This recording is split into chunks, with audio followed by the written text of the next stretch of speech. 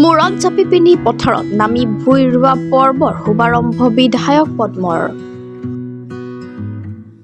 কন্যকাৰ 500 বিঘাৰো অধিক ভূমিত কুনকুনি জহা, কলা জহা, ভোগ জহা, মেম জহা, শলপোনাকে ধৰি ভিন্ন প্ৰজাতিৰ জহা ধানৰ কঠীয়া ৰোপণ।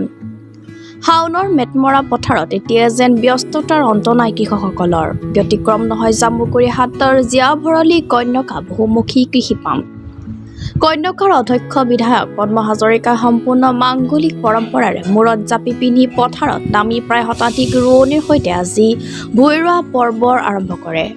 নাচি বাগি বিহু গাই আনন্দ ফূৰ্তিৰ মাজেৰে আজি 500 বিঘাৰো অধিক ভূমিত আৰম্ভ কৰে ভুই ৰোৱা কাৰ্য।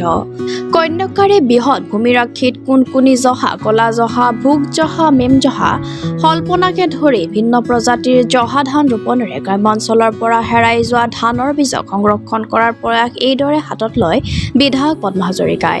কেইবা শতাধিক ৰোৱনীক লগত লৈ ভুই ৰোপণ কৰি বিধায়ক হাজৰিকাই কয়, অসমীয়া সংস্কৃতি ঐতিহ্য পৰম্পৰা ৰক্ষাত কন্যকা কৃষি পামে পূৰ্বৰ পৰাই প্ৰচেষ্টা হাতত লৈ আহিছে আৰু তাৰ ব্যতিক্ৰম নহয় এই ভুই ৰোৱা কাৰ্য। আজিও ভুই ৰোৱা স্থানৰ পৰাই বিধায়ক পদ্ম হাজৰিকাই জহা অসমীয়াক mothers day, father's day, Valentine day, daughters' day আদি বেপেৰুৱা সংস্কৃতি পৰিহাৰ কৰি জাতীয় চেতনাৰ উদ্ধত হৈ জাতীয় সংস্কৃতি ৰক্ষাত মনোনিৱেশ কৰিবলৈ সকলো পক্ষকে আহ্বান জনায়। কৃষকৰ ধানৰ উচিত মূল্য দিবৰ কাৰণে, সৰিয়হৰ উচিত মূল্য দিবৰ কাৰণে, মাকৈ উচিত মূল্য দিবৰ কাৰণে যি এক সিদ্ধান্ত লৈ কাৰ্যকৰী কৰিছে, ই কৃষকক প্ৰেৰণা দিছে। আৰু সেইকাৰণে কন্যকা ভৰলীপৰীয়া বহুমুখী পামে আমি এই পদক্ষেপ গ্ৰহণ কৰিছোঁ যে কেনিও যাতে মাটি আমাৰ এনেই নাথাকে, চনে পৰি নাথাকে, হোলা চোলা যি য'ত আছে সকলোৱে যাতে আমি ধান খেতি কৰিব পাৰোঁ।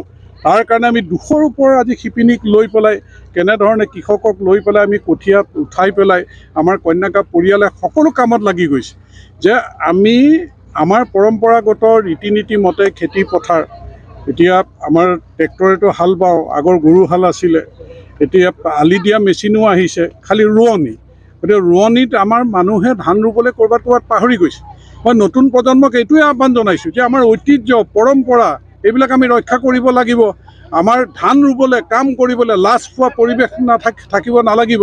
আমাৰ গাঁৱৰ মহিলা আহি কেনেকৈ আনন্দমুখৰ পৰিৱেশত গীতে মাতে কেনেকৈ সহযোগিতা কৰিছে। ইয়াতকৈ আনন্দ আৰু কি হ'ব পাৰে যে কৰ্মমুখী হৈছে মানুহখিনি।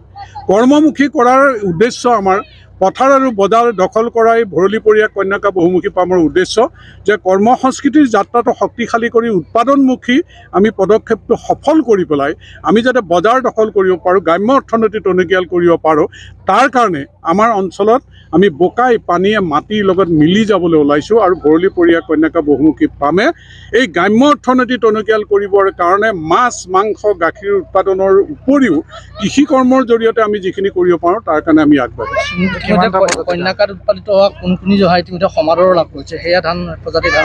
আপোনালোকে চাওক, আমাৰ ক'লা জহা, কুনকুনি জহা, আমাৰ কোমল চাউল, বৰা চাউল আমাৰতো বজাৰলৈ মেলি দিয়া হৈছে। এতিয়া গুৱাহাটীত আপোনালোকে তেজপুৰত, নগাঁৱত, আমি বিশ্বনাথ চাৰিআলিত সকলোতে আমাৰ পেকেজিং যে কন্যাকাৰ চাউলৰ পেকেট, কন্যাকাৰ তেলৰ আমি খাটি সৰিয়হৰ তেলৰ কেনেকৈ কৰিছোঁ, কন্যাকা আমি বিভিন্ন প্ৰডাক্ট এতিয়া বজাৰলৈ আমি মেলি দিছোঁ।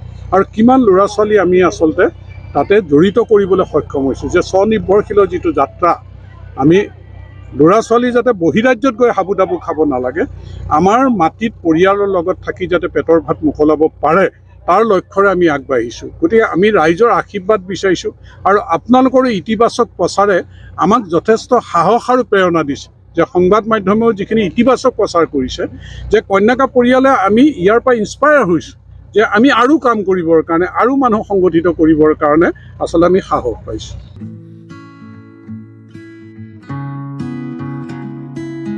নিউজ ডেস্ক ৰিপোৰ্ট, আসাম পত্ৰিকা 97।